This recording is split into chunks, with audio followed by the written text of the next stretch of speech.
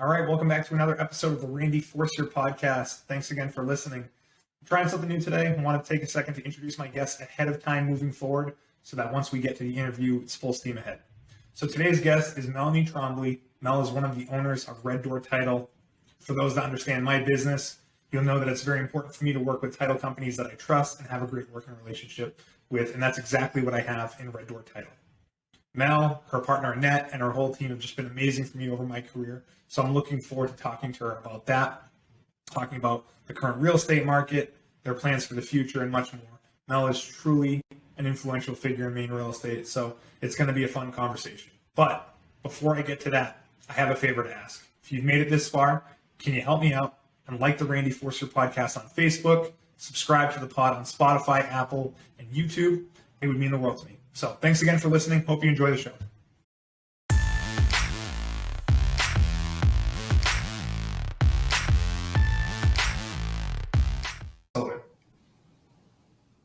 All right, I'm here with Melanie Tromblee of Red Door Title. How you doing, Mel?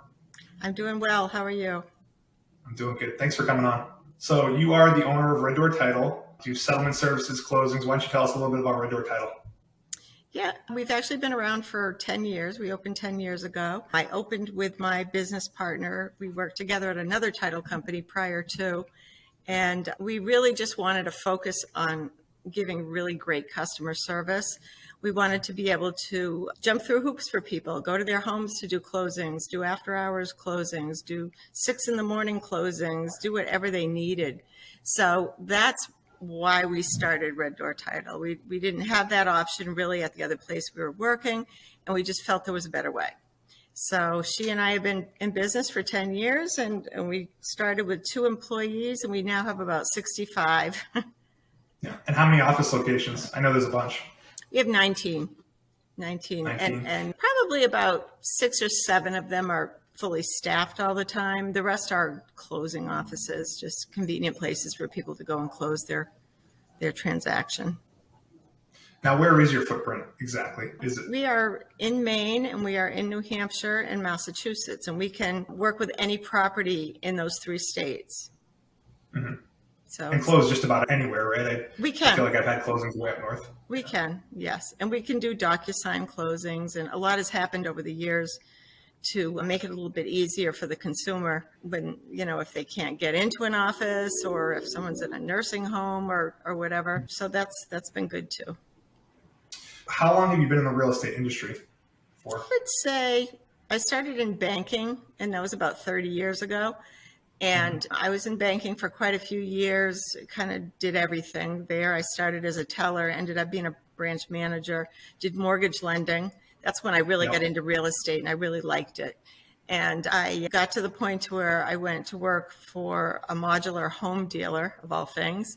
And so I kind of learned that end of the business. Then I went to work for a title company and learned title.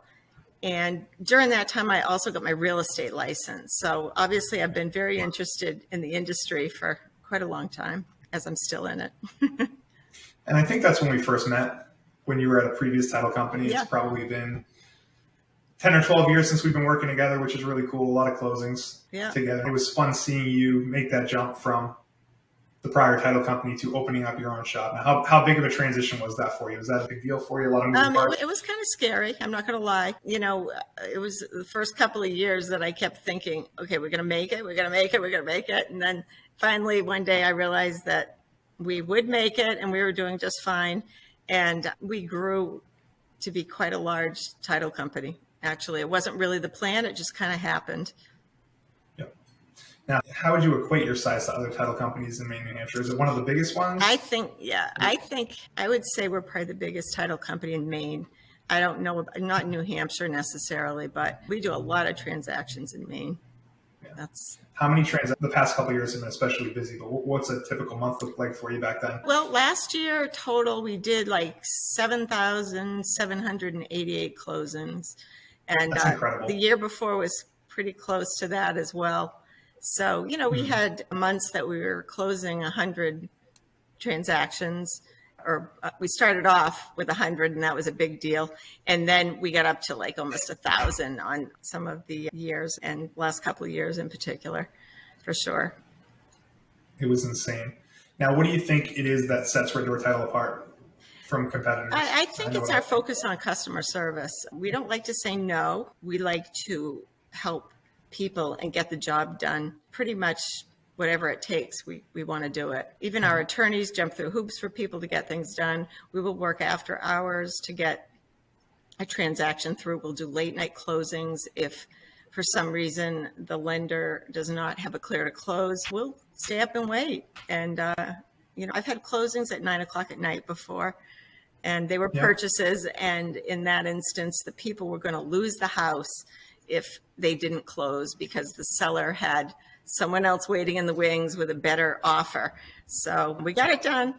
9:00 at night. It seems like there's always something like that it's part of it's the way it is in this industry. Yeah. But I mean, that's one of the things that I've really liked about working with you guys, and you in particular.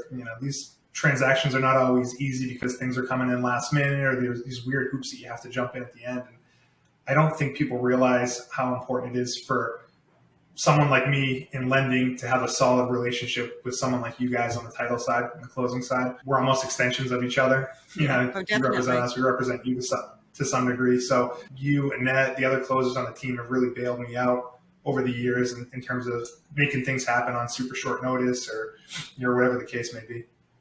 So, well, we're all a team for sure. Everyone wants to get to the closing table. Yeah. No, it's been an awesome relationship for me. So in terms of opening a Red Door Title, what are some of the things that people don't even think about when they think about opening businesses that you learned through that process?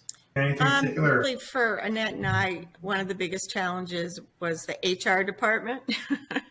She was really good at operations. I was very good at marketing and stuff like that. But then we had to deal with employees, and we've had some awesome employees over the year. But we never really had an HR department. So that was one of the biggest challenges. During the last 3 years, there was a shortage of experienced people in this industry, and everyone was overwhelmed with the amount of work that was thrown our way because everyone was refinancing on top of a regular busy purchase time. And so staffing has been a problem every now and then. Most of the jobs at Red Door Title are not entry-level jobs. You need to be trained. And, to learn to be a processor, it takes a good 2 or 3 years. And so that was an issue. It was hard to find people. I feel like there's a lot of bouncing around in the industry on the lending side and on the title side. There's only a finite amount of people that have that sort of experience, and they probably jump from title company to title company. So if you work with someone and they've moved on, it's one less person that could come back to you, probably. Yeah. So I'm sure that employee pool is pretty limited. It definitely is. Yep, definitely is. One of the questions I get a lot is, what is the difference between a local attorney and a company like Red Door Title when it comes to providing the services that you provide? Is there any difference? There's not a lot of difference. Title companies typically do volume. So what I tell people is we're doing volume, so we have a lot of experience with many different transactions that we've seen over the years. Most attorneys do, they practice different types of law. So they might do residential, but they might also do divorce or estate planning or whatever. So they might not have as much experience in that area as a title company would. However, in some instances, people might want to be represented by an attorney, which means the attorney would be watching out for their interests, and they would actually be representing them. With a title company, when there's a lender involved, the title company actually represents the lender. And in essence, you're representing the buyer as well because their interests align. But sometimes we will have a transaction with a seller who has their own attorney, and basically their attorneys do what our attorneys do. We have 5 attorneys at Red Door Title, and they're willing to review purchase and sales agreements, any question that the buyer or the seller would have. So that's the main difference between the two. I think title companies are a little bit more flexible. Usually most of them don't have strict 9 to 5, Monday through Friday. They're a little bit more flexible. So that's pretty much it. We do the same work. I agree. And that's what I try to tell people too, because there's definitely a perception for certain people that, title companies don't even have attorneys on staff, and you guys obviously have 5 of them. So it really comes down to a volume and level of experience thing. So We see the same problems that attorneys see. When there's a title issue, there's a title issue, and our attorneys tackle it. And so we do the same work, really, same thing. You also do own another business, right? I do. Yeah, my husband and I bought Big Daddy's ice cream 3 years ago. Funny thing, we signed the papers before the COVID thing came about, and that was in December, and then we closed in March, and that was when everything shut down. So for some reason, I was not nervous about it, and in hindsight, I don't know why, because even the seller was nervous, like, are you going to go through with this? And we did, and it was great. We made it through. People were really excited because everything was shut down because of COVID, so by the time we opened Big Daddy's Ice Cream in May, people are like flocking over in their cars with lawn chairs out in the parking lot to get ice cream. And they were just really excited. That was like something normal for them that they hadn't been able to experience for a while. So we have 3 locations for that, for Big Daddy's. Where's the third one? Also in Ogunquit on Shore Road. We just opened it this year. Yeah, along with a coffee shop called OGT Beanery. So yeah, we've been very busy. I have not been to that yet. I'm going to have to check that out. Yeah. We're going to have a coffee there at some point. Yeah. No, it's a fun thing. We're having fun with it. Now, when is Big Daddy's open? Is it open year round? Is it only open certain months of the year? We open the middle of April and we close by the end of October, typically. If we have a lot of ice cream. So with COVID stuff, it really only set you back a little bit. Yeah, we didn't even really notice it. It was fine. I mean, the numbers were down a little bit, I think, in the beginning, but that was takeout ice cream. So that was something people were comfortable with rather than going into a restaurant and sitting down. They could take out ice cream. So it worked, it was good. It gave us a good chance to kind of get our feet wet and learn the business without being under the gun too much, I guess, if it had been a normal year. Has there been a big learning curve in that business? No, we learned within a couple of weeks that the wonderful people we bought the business from, they expected that they'd be hanging around all summer helping us, and 2 weeks into it, and we had it down, and they still are really great about helping us out because they live behind the building in Wells. So they jump right in anytime there's something that we need help with. It's great. Now, are there similar challenges in operating Big Daddy's as there are in operating Red Door Title? Is staffing the biggest issue, or is there a different set of problems? Or no, staffing is a problem across the board everywhere, I think. Pretty much at Red Door, we haven't had too many problems staffing. Definitely Big Daddy's, it's obviously a seasonal business. So all the kids, all the high school kids go back to school. All the college kids go back to school the middle of August. And then people are still around and they still want ice cream. And so we're short of help. So we love the ones that can work into the fall. And a lot of the kids work into the fall as well. But the kids that go back to college, they're usually going away. So yeah, similar things. So do you piece it together with less staff, or are you spending more time in some of those other places yourself? Or we get by. Okay. I mean, the business is not as robust in the fall, especially during the week, as it is in the summertime around here. Summertime is crazy. So, a fewer people, and, sometimes there's a line. Sometimes people have to wait, but I think they're used to it at this point. Everywhere you go, there's a line. It's interesting because my wife and I met some friends for dinner in Ogunquit a couple weeks back, and I think we were there at like 9 o'clock at night, and I was just shocked at how many people were there. Yeah.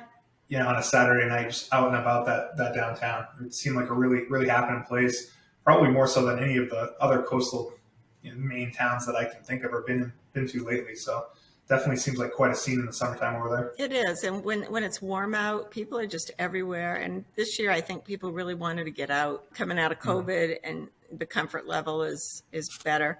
And every hotel in town's been booked pretty much all summer long.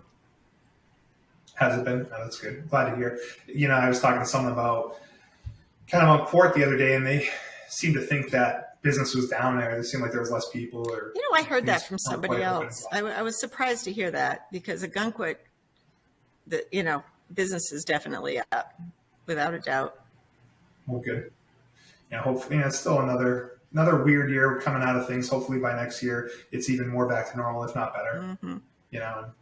Then by then you'll have opened up a third business. Actually, you already did open up a third business with the coffee shop, so maybe a fourth business. Yeah, we're going to slow down soon, I think. Do you have any advice for anyone that's thinking of starting a business? Anything that you learned that you'd be open to sharing? Well, do your homework, but I have to say that when we opened Big Daddy's, we jumped right into it. We did not give it any thought at all. And it was kind of an odd thing. It was very exciting from the very beginning, but it was nothing we had ever dreamt about doing or planned out or anything like that. I think if you're willing to work hard, you can do well in just about any business. Just do your homework, see if there's a market for it, and then work hard, and you'll get somewhere. Yeah, definitely. Thanks for sharing that. Thank you.